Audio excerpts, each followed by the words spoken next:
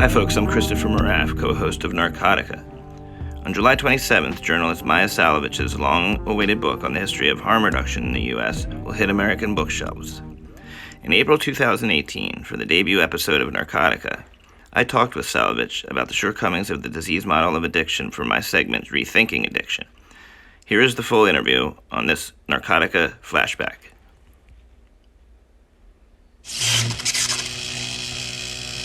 I guess I would start by asking you why is it important what we call this phenomenon that we have termed addiction or substance abuse? Sure. So are you rolling? Yes, I am. Yeah. Oh, okay, great. It's important to define addiction appropriately and to understand what we're talking about for a multitude of reasons. One of the most important being that if we call it a sin or just some kind of bad habit that people are willfully engaging in order to annoy other people or destroy other people, then we're going to have a very different attitude towards it than if we recognize that it's something that people are engaging in order to cope or in order to, just feel comfortable in their own skin.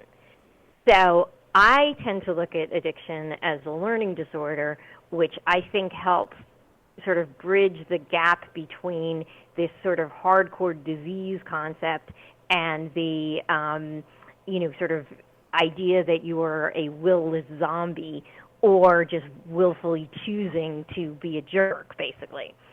So, and I see it that way for a variety of reasons. The first one is that if you don't learn that the drug fixes you, you cannot be addicted. There's plenty of people who walk out of the hospital and they're physically dependent on an opioid, but they don't realize it, so they don't crave it, they don't go buy drugs, they just get on with their lives and everything goes perfectly fine.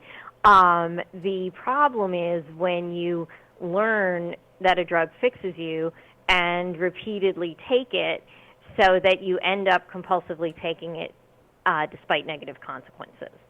And it's really important to distinguish between addiction and physical dependence because physical dependence isn't necessarily a problem. We're all physically dependent on air, water, and food. And some people are physically dependent on Prozac to avoid depression. Some people are physically dependent on methadone to avoid relapse or depression. And as long as you have a safe, clean supply and are not using compulsively despite negative consequences and the law isn't messing with you, all is good.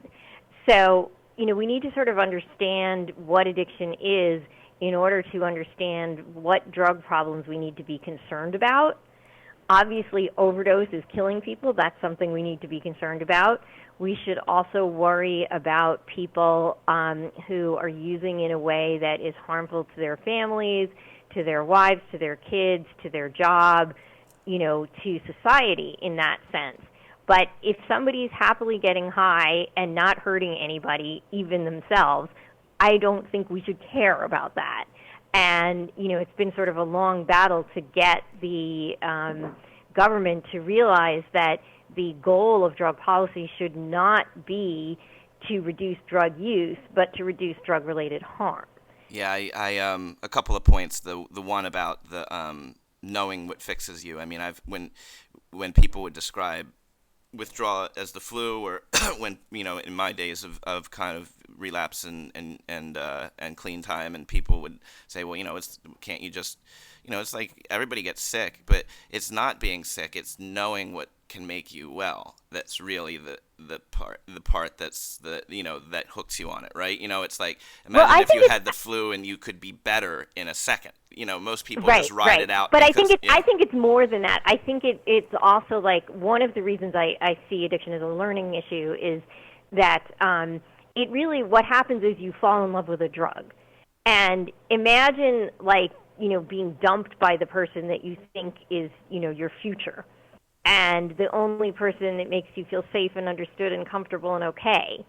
And then, imagine feeling really sick and being able to get that person back instantly and feel better. All of that wrapped into it. Right. So, let's talk about that in terms of a relationship. Would you say it's akin to? Now, I guess this would depend on the person, but it's like an abusive relationship in a sense if it's creating harms in your life, right? And we often look at people that are in abusive relationships and say, why don't they leave? Um, Exactly. so I guess I wonder so there's sort of a middle ground here and I suppose that in your way of approaching this issue, there is the potential for a little more, I won't say stigma, but a little more responsibility on the part of the person who is using a Well, drug I mean, to yeah, determine. I mean, this is the deal. First of all, if we have criminal law around drugs, it is kind of insane to be simultaneously arguing that it's a disease.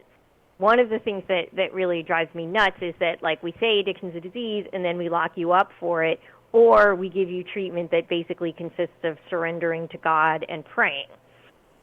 Neither of which we do with things that we actually consider to be diseases. Now, when I talk about learning disorder, I think the sort of classic example here is something like ADHD. And you're wired kind of differently than other people. You might be slightly more impulsive. You might be slightly seeking of more extreme experiences. And that wiring in itself isn't bad or wrong or anything like that, but it can set you up to engage in activities that can be risky to yourself and others. And, we're all wired in a variety of different ways, and I'm really into this idea of neurodiversity, where we accept people's different wiring and accept that the same thing that gives you some limits also gives you some amazing talents a lot of the time. So I think, nobody shoots up in front of the police. Nobody shoots up in court. Like, obviously, people with addiction are not zombies who have no control over their behavior. Otherwise, you couldn't be organized enough to score regularly, right? Right. So there obviously are some choices being made.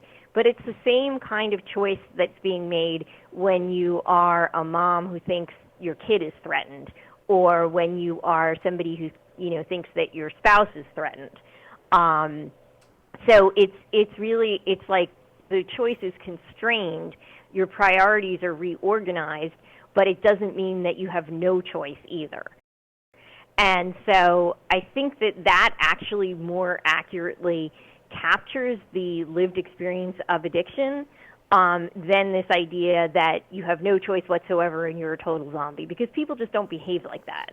I mean, there's certainly some people who are, sort of antisocial types who are taking it, for the thrill or to be rebellious or for sheer pleasure. But usually if you're taking drugs for sheer pleasure, you do it occasionally. Like, you're not doing it all the time because it's not fun all the time, because you rapidly develop things like tolerance and consequences. Right, and maybe you have all these other things you enjoy doing as well, and you're just it's like it's recreational drug use. That's what differentiates Yeah, habitual. yeah. So back to learning disorder. So I understand the learning process, right? So we're sort of learning to associate certain feelings and certain rewards. What's the disorder part? And I ask you that because I wonder if you can be addicted to healthy things. No. Okay. Okay. Addiction requires compulsive behavior despite negative consequences. If you just have compulsive behavior and your consequences are positive, that's great. Like, what you're doing is probably great art or fabulous work. You're really productive. You are, compulsively pursuing your goals, and good things are happening as a result. I don't think that's bad. I don't think society should be worried about it. I think society should actually be encouraging such behavior. So the problem in addiction is when the consequences come in. And yes, this makes for a very interesting philosophical discussion of what if you had, like, Bill Gates, who's, like, addicted to opioids, but his wife doesn't care and he doesn't need to be productive anymore, and he's rich, so he's got perfect supply, but he's not having any consequences. So that's an interesting, but this rarely happens.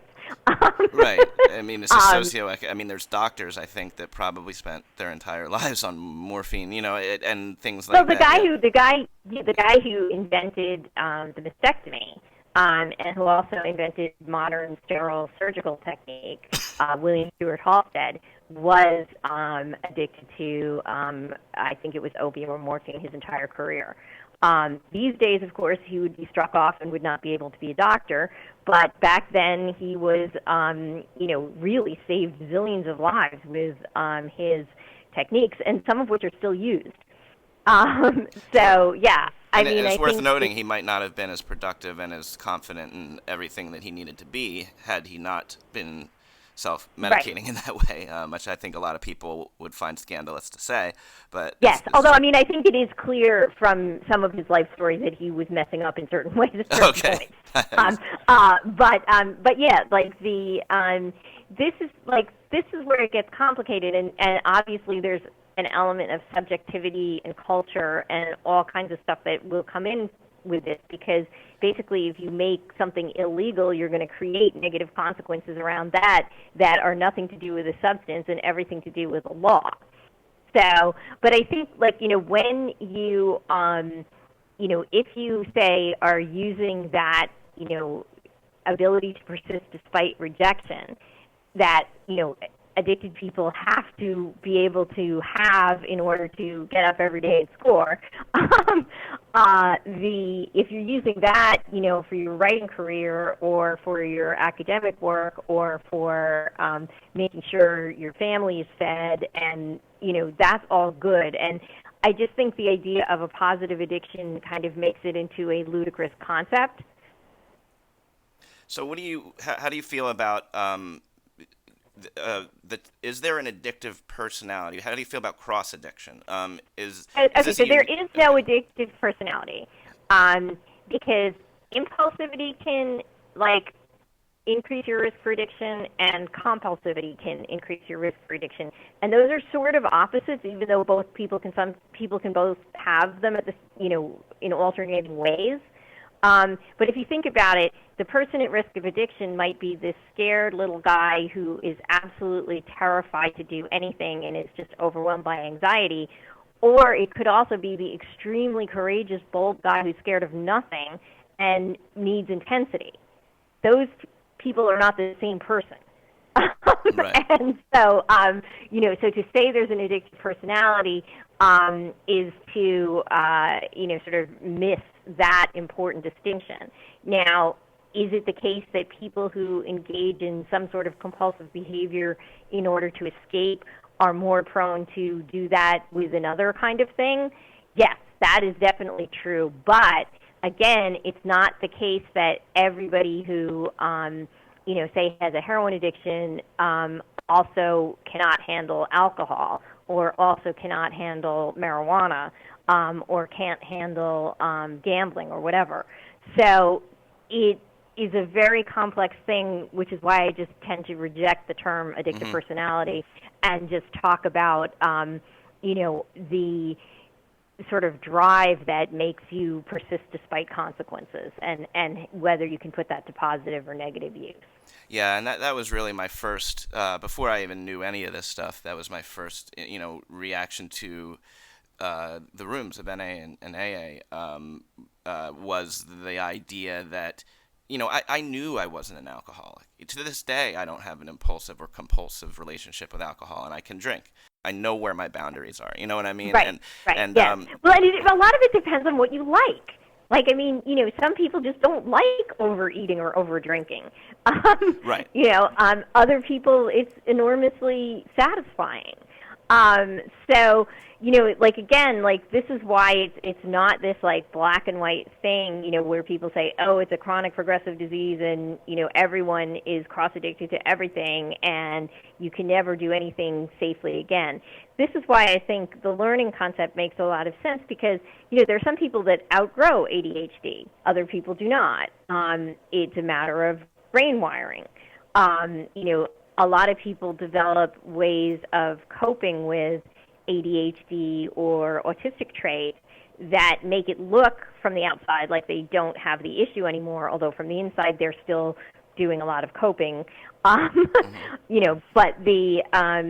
all of this is to say that when you talk about addiction, it is extremely complicated, and you need to be very clear, what you mean. And it is definitely the case that some people, overcome addictions without any formal help, and that other people struggle with them, for their entire lives. Yeah, and I mean the population that I would deal with most often, I wouldn't even say addiction is their biggest problem. They are, they are homeless, they are jobless, they are often ID-less. They are, and so I'm a big proponent of exploring, sort of pathways to recovery that do not put abstinence or cleanness or the addiction first, and start building support systems around people, by giving them housing, first, for instance, and then, as they get supports dealing with some of their other issues. But it's kind of like, taking somebody that's, suicidal and expecting, them to go into, this nice little cozy talk therapy without maybe medicating them first to get like them Right, stabilized, right. I mean, and so it's interesting to sort of work. When people ask me, what's the biggest factor that attributed to your success, I always say social capital, Yeah, because yeah. it simply was, and I think there are a lot of factors that go into behaviors, and when somebody feels a sense of hopelessness, just in a general sense, and we sort of lump it all in. We view addiction in many ways through the lowest bottom common denominator, like the lowest Right, of the right. worst of it, and that's problematic, because it sort of it it mixes up Well, they all, call it, simplifies it. Yeah. yeah, I mean, it's interesting. They call this the clinician's error. And the idea is basically like only the worst cases come to the doctor. And so, if I like to phrase it like, if the only thing you knew about alcohol was being in an ER, you would think it is the most horrible drug. It should be illegal. And, why are we letting this violence and, mayhem go on? Of course, the vast majority of drinkers never end up in the ER related to their alcohol use. But if you are in the ER, you are going to see a lot of problems associated with alcohol use. So yeah, it's really important to, look beyond the obvious samples like homeless people or people who are in hospitals or rehabs, for what is going on with drugs. I think if you look at why people get in trouble and how people get better, yeah, a lot of it is social capital. Like, you need a reason to live. I think in many ways the disease model and the acceptance of the disease model has sort of made it really easy to pull it out in, for instance, if you drive drunk and crash into a tree, it doesn't necessarily mean you're an alcoholic, but there's a good chance you are probably going to be diverted into some sort of, AA Right, meetings, right? You might just make bad decisions. You might just be a shitty right. driver. I mean, how does this impact the way we view what recovery is? Okay. Yeah. So basically, it means that just as there's 10 million ways to get addicted and to get into addiction, there's going to be a wide variety of ways to get out of it. So all paths to recovery are acceptable and welcome in this view. If you may discover that, abstinence is the only thing that works for you, and it's just safer to be like, I'm not taking anything, so I don't need to worry about making those decisions. You may also find that, okay, you can smoke pot on weekends, and that's like, it's productive for you and works for you, and all is well.